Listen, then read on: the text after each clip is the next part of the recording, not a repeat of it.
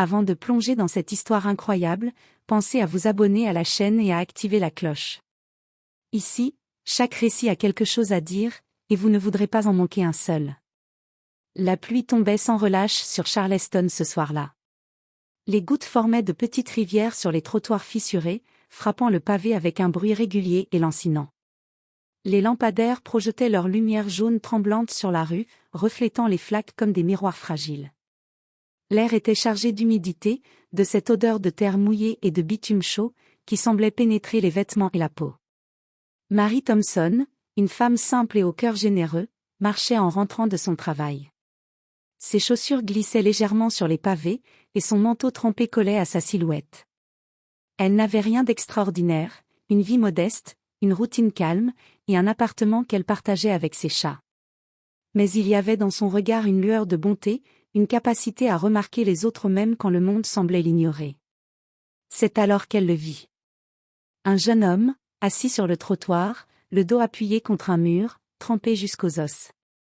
Son uniforme déchiré et boueux ne cachait pas la douleur qui se lisait sur son visage.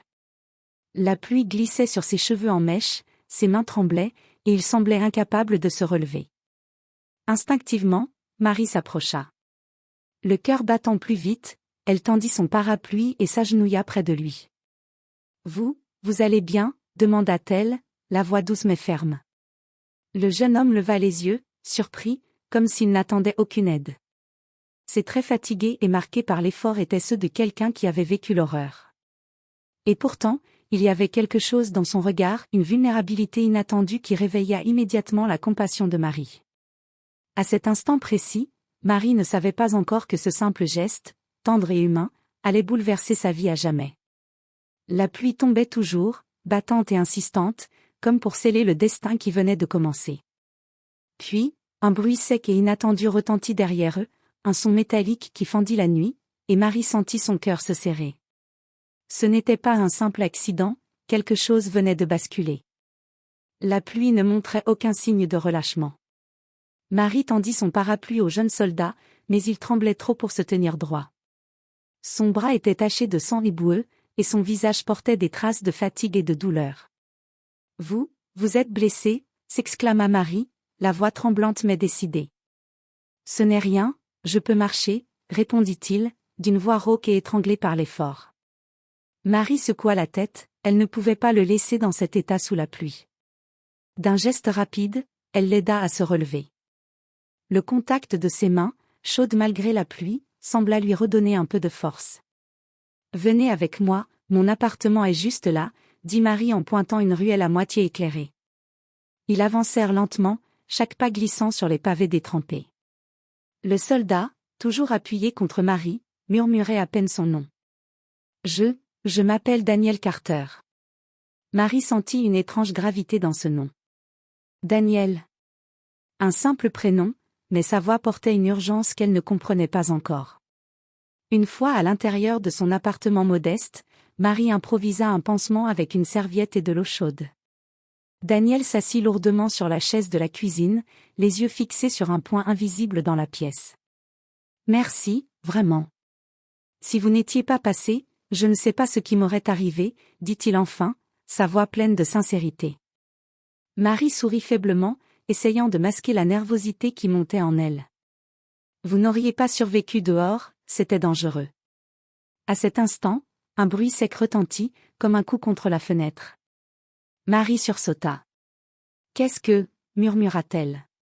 Daniel se redressa brusquement, ses yeux sombres et alertes scrutant l'obscurité derrière la vitre. « Restez derrière moi » ordonna-t-il, d'une voix calme mais ferme. Un second bruit, plus proche cette fois, fit trembler le mur. Mary sentit son cœur s'emballer.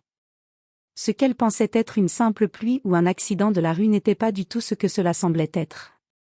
Daniel se leva, son corps tendu comme un ressort prêt à bondir. « Il me cherche » murmura-t-il.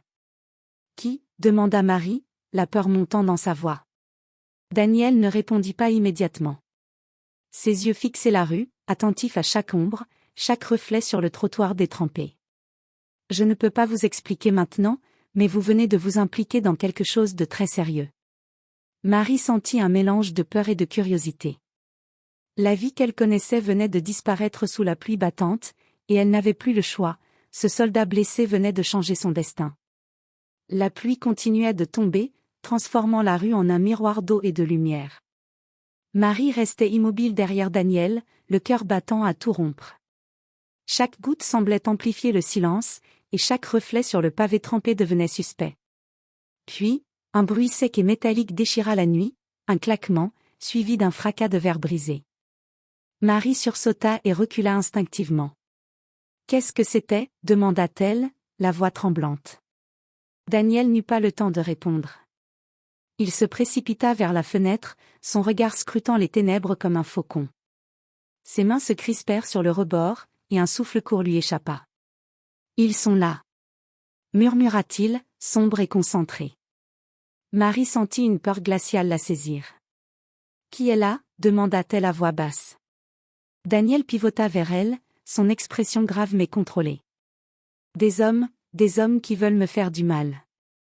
Vous devez rester derrière moi. » Avant qu'elle ait pu réagir, un cri étouffé résonna dans la rue. Une silhouette masquée surgit de l'ombre et tenta de s'introduire dans le hall de l'immeuble. Daniel se mit en travers de la porte, ses gestes rapides et précis. En quelques secondes, il désarma l'homme avec une efficacité militaire, le poussant à reculer dans la pluie battante. Marie resta figée, incapable de détourner les yeux. Ce qu'elle avait pris pour un simple soldat blessé était en réalité un combattant aguerri, capable de protéger non seulement sa propre vie, mais celle des autres. « Pourquoi vous attaquent-ils » balbutia Marie. « Parce que je sais des choses qu'ils ne veulent pas que le monde découvre » répondit Daniel, d'une voix basse mais ferme. « Et maintenant, vous êtes impliqué. » Le cœur de Marie se serra. La pluie battante, le fracas des éclats de verre et la présence de Daniel, ce soldat qu'elle avait aidé par pure compassion, lui faisaient comprendre une chose, sa vie venait de basculer. Daniel s'approcha, posant une main sur son épaule. « Marie, je vais avoir besoin de votre aide. Je ne peux pas faire cela seule. »« Moi » demanda-t-elle, la peur mêlée à l'incrédulité. « Je suis juste une femme simple. » Daniel lui sourit, un mélange de gravité et d'espoir dans le regard. « Juste vous. » Exactement vous. Et alors que la pluie continuait de tomber, Marie comprit que ce soir-là, sous la pluie glaciale, quelque chose d'inattendu et de bouleversant venait de commencer. À l'intérieur de l'appartement de Marie, l'air chaud contrastait avec la pluie glaciale qui battait contre les vitres.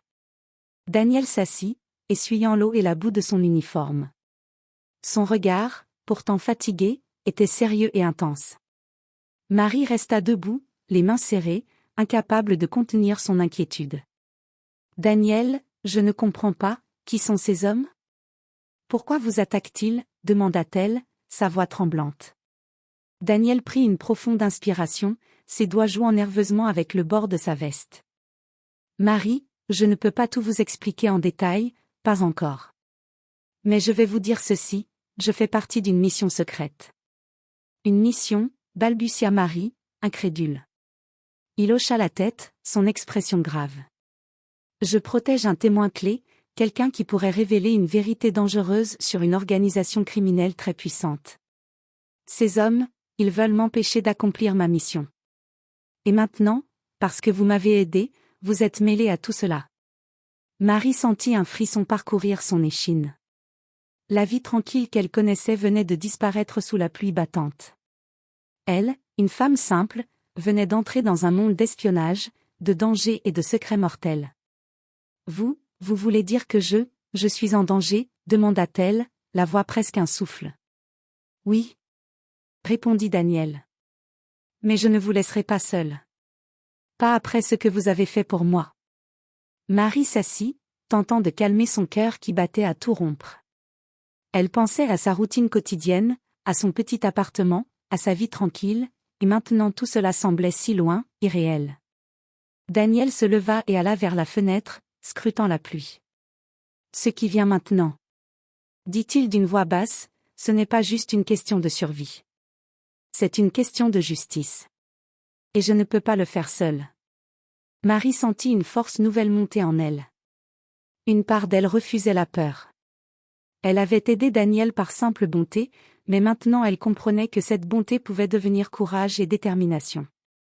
Très bien, dit-elle enfin, les yeux brillants d'une résolution inattendue. Si je dois vous aider, je le ferai. Daniel se retourna, surpris mais soulagé. Vous êtes prête? Murmura-t-il. Et croyez-moi, Marie, ce que vous venez de décider va changer votre vie pour toujours. La pluie continuait de tomber, tambourinant contre les vitres, comme pour sceller ce pacte silencieux. La femme simple qui avait aidé un soldat blessé venait de devenir un acteur clé dans une lutte qui dépassait tout ce qu'elle aurait pu imaginer. Le lendemain matin, la pluie avait cessé, mais l'air restait chargé d'humidité et de tension. Marie se leva tôt, son esprit encore hanté par les événements de la veille. Chaque bruit, chaque reflet sur le trottoir semblait la rappeler à cette nuit où sa vie avait basculé. Daniel était déjà debout, préparant un sac avec des cartes, des documents et quelques objets discrets mais essentiels. Il la regarda, sérieux mais étrangement confiant. « Marie, je sais que tout cela est trop rapide, trop intense, dit-il doucement. Mais vous devez comprendre, chaque seconde compte. » Marie hocha la tête, ses mains serrées autour d'une tasse de café. Elle se sentait nerveuse, mais pour la première fois depuis longtemps, elle ressentait aussi une étrange excitation. « Alors, que devons-nous faire ?» demanda-t-elle. Daniel lui expliqua qu'il devait se rendre dans un lieu sûr, où le témoin qu'il protégeait attendait. Mais il précisa que le trajet serait dangereux, des hommes cherchant à les arrêter rôdaient encore dans la ville. « Je ne comprends pas. » murmura Marie. « Moi, une simple femme, comment puis-je vous aider dans tout ça ?» Daniel sourit légèrement. « Vous avez un don, Marie, un instinct, un courage que même moi je n'ai pas. Et ce don, il pourrait nous sauver tous. » Alors qu'il quittait l'appartement, Marie jeta un dernier regard autour d'elle. La ville qu'elle connaissait semblait maintenant étrange, pleine de dangers cachés et de secrets. Mais elle ressentait une force nouvelle, une détermination née de l'altruisme et du courage. La pluie d'hier soir, le soldat blessé, le coup métallique entendu, tout cela n'avait pas été un simple hasard. Cela avait été un appel, un point de départ. Et Marie savait qu'elle ne pourrait jamais revenir en arrière. Alors qu'il s'éloignait dans les rues encore humides, Marie sentit que sa vie venait de changer à jamais. La femme simple qui avait aidé un soldat sous la pluie n'était plus seulement une spectatrice, elle était maintenant un acteur dans un monde de danger, de courage et de justice. Et dans le silence qui suivait, entre les bâtiments encore luisants de pluie, un nouveau chapitre de sa vie commençait, plein d'action, de mystères et de révélations qu'elle n'aurait jamais cru possible.